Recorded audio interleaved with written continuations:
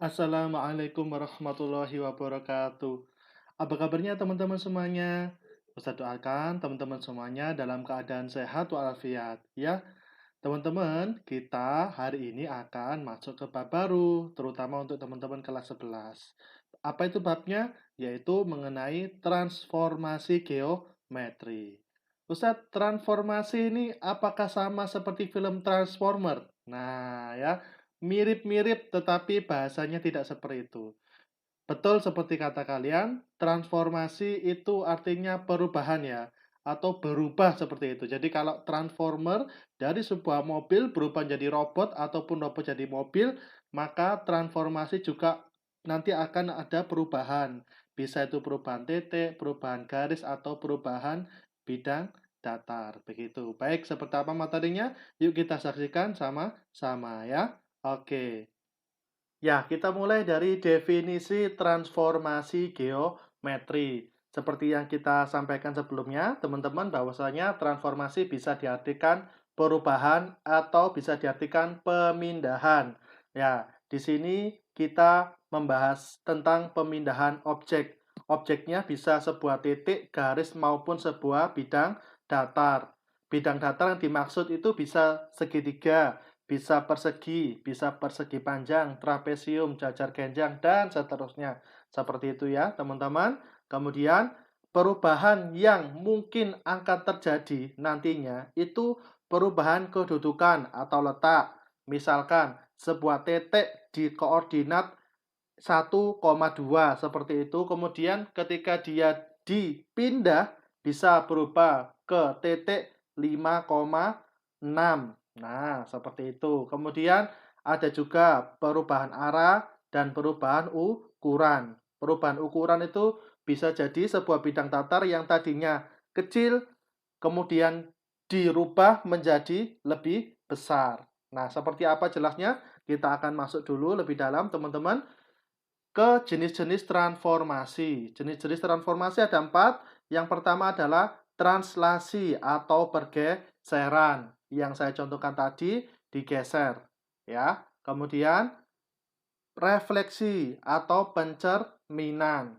Kemudian, rotasi atau perputaran. Dan terakhir, dilatasi atau perkalian bangun. Ya. Oke, kita bahas satu per satu. Kita mulai dari translasi atau pergeseran. Pergeseran merupakan transformasi yang memindahkan titik dengan jarak dan arah tertentu. Pada translasi digunakan pendekatan koordinat. Ya, seperti apa maksudnya? Kita ke contoh soal. Sebuah titik P. Ustadz punya sebuah titik P yang koordinatnya X, Y.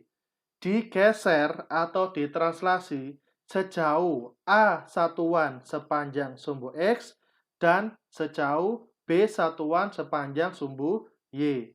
Lalu diperoleh peta titik P aksen. P aksen itu hasil pergeserannya, teman-teman, yang punya koordinat X aksen dan Y aksen. Oke, kita akan jelaskan dalam bidang kartesius. Nah, ini ada titik P. Oke, titik P yang koordinatnya X, Y. Kemudian akan dipindah, akan digeser, akan ditranslasikan. Kita bahas translasi ya, ke titik P aksen. Nah, kemudian gesernya bagaimana? Kita ikuti soalnya. Ditranslasikan sejauh A satuan sepanjang sumbu X. Ini ya, sejauh A satuan sepanjang sumbu X. Nah, kemudian digeser lagi atau ditranslasikan lagi sepanjang B satuan sepanjang sumbu Y. Nah, habis digeser sepanjang A, kemudian digeser sepanjang B, ketemulah titik P aksen. Nah, ini dinamakan translasi A, B. A, B. A itu pergeseran secara datar atau horizontal, bisa ke kanan, bisa ke kiri. Dalam kasus ini dia gesernya ke kanan, ya, arah ke kanan. Kemudian B itu pergeseran secara vertikal, bisa ke atas, bisa ke bawah. Dalam hal ini dia ke atas ya. Oke, maka menghasilkan P aksen yang koordinatnya X aksen dan Y aksen. Oke, maka P aksen itu didapatkan dari mana? Dari koordinat pertama X ditambah A, kemudian koordinat Y ditambah B. Nah, baik. Komponen translasi yang memetakan titik P ditulis translasi sama dengan AB. Begitu teman-teman. Baik, kita akan ke contoh soal yang ada angkanya biar lebih mudah ya. Oke. Ya, berikut contoh soalnya teman-teman. Sebuah titik P yang koordinatnya 2,3 ditranslasikan sejauh 4 satuan sepanjang sumbu X dan 2 satuan sepanjang sumbu Y. Pertanyaannya adalah, maka di manakah letak titik P yang baru? Oke, di sini soal meminta letak titik P yang baru atau P aksennya ya. Baik, kita akan mengerjakan dengan menggunakan garis kartesius.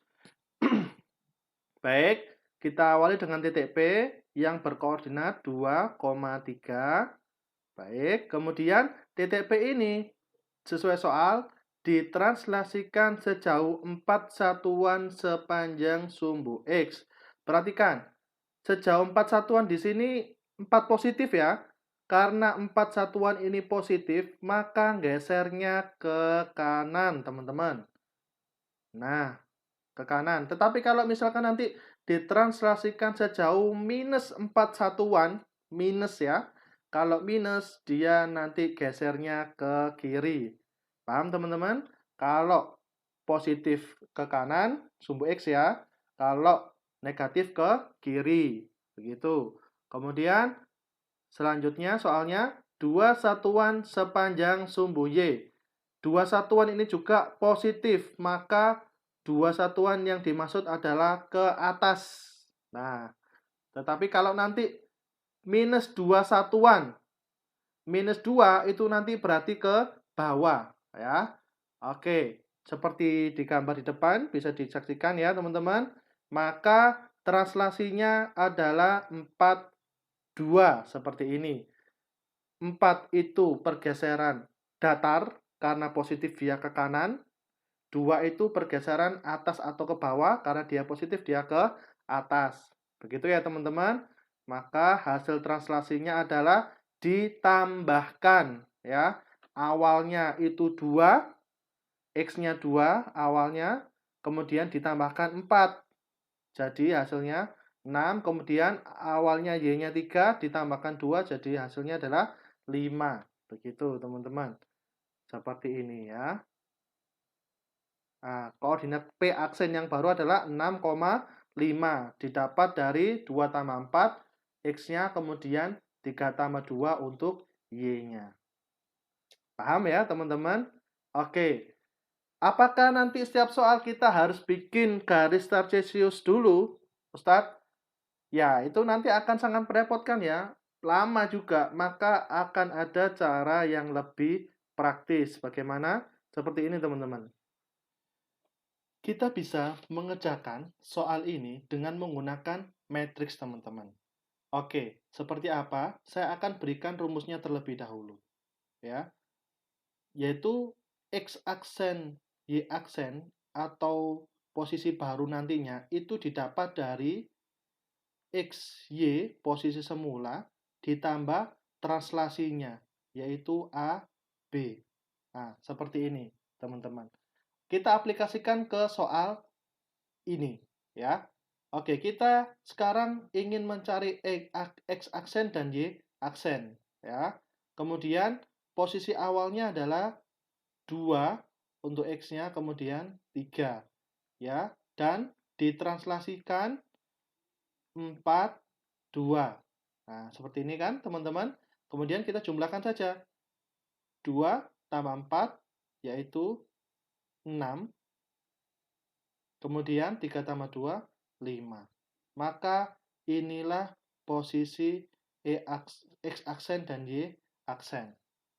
Nah, ini lebih praktis seperti ini ya, bila kita bandingkan menggunakan gambar diagram kartesius. Saya kasih contoh soal yang lain. Misalkan sebuah titik S dengan koordinat 5,7 lalu ditranslasikan sejauh 3,-2. Nah, kayak gini ya. Maka kita kerjakan menggunakan metode matriks. Kita tulis rumusnya dulu. X aksen, Y aksen sama dengan posisi awalnya XY ditambah translasinya A, B. Oke. Kemudian saya tulis lagi. Posisi awalnya X-nya 5, Y-nya 7. Ini 7 ya. Kemudian ditambah translasinya adalah 3 min 2. Maka hasilnya adalah 5 tambah 3, 8, 7 tambah min 2, 5. Nah, maka posisi X aksennya adalah 8, kemudian Y aksennya adalah 5. Nah, ini adalah posisi X aksen yang baru, 8,5. Nah, ya. Lebih mudah ya, teman-teman. Baik, kita akan lanjut ke contoh soal yang lainnya. Ya, misalkan Ustadz punya sebuah titik A, aksen, yaitu 3,7. Kemudian A aksen ini berasal dari translasi 2, 5. Seperti ini. Nah, kemudian ditanyakan, di mana daerah asalnya atau A asalnya itu berada di koordinat mana?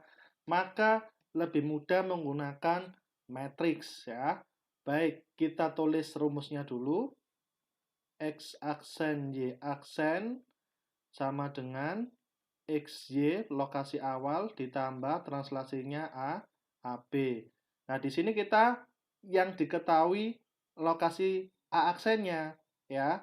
Maka 3, 7 seperti ini ya. Kemudian yang ditanyakan posisi awalnya XY ditambah translasinya sudah ketemu, yaitu 2, 5. Nah, maka XY kita dapat dengan 2, 5 ini translasinya ini kita pindah ruaskan saja teman-teman. XY sama dengan 3, 7 dikurangi karena ini positif pindah ruas jadi minus 2, 5. Nah, seperti ini ya. Maka XY sama dengan 3 kurangi 2, 1, 7 kurangi 5, 2. Maka posisi awalnya A adalah di 1,2 ya, ketemu teman-teman. Nah, oke kita lanjutkan ke contoh soal yang lain. Ya, soal selanjutnya adalah garis G 4x3y tambah 12 sama dengan 0. Oke, teman-teman ini adalah persamaan garis G. Jadi, pada soal ini kita akan mentranslasikan sebuah garis.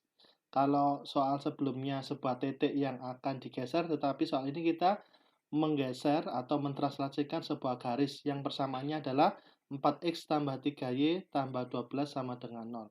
Ditranslasikan oleh T sama dengan 1 min 2. Seperti ini ya. Tentukan persamaan hasil translasi garis G. Kita mencari hasil translasinya. Oke. Maka di sini aku akan memberikan rumus cepatnya, teman-teman. Jadi perhatikan ya. Di sini persamaan garisnya adalah 4x tambah 3y tambah 12 sama dengan 0. Ditranslasikan T1 min 2. Maka perhatikan di sini X-nya itu kan yang vertikal ya. Yang satu ini. Maka kita bisa tuliskan X min 1 ditambah 3Y plus 2 tambah 12 sama dengan 0. Karena satunya ini positif, kita tuliskan di sini menjadi negatif. Ini rumus cepatnya saja. Kemudian karena ini negatif, Y-nya kita tuliskan di sini jadi positif. Kebalikannya begitu ya. Oke, kemudian kita tinggal mengkalikan saja. 4 kali X, 4X, kemudian min 4, ya, 4 kali min 1, kemudian 3Y tambah 6 tambah 12 sama dengan 0. Oke, kita kumpulkan 4X tambah 3Y ditambah min 4 tambah 6, 2 tambah 12, 14 sama dengan 0. Langsung ketemu, inilah persamaan garis G yang baru atau G aksennya. Seperti itu teman-teman. Oke.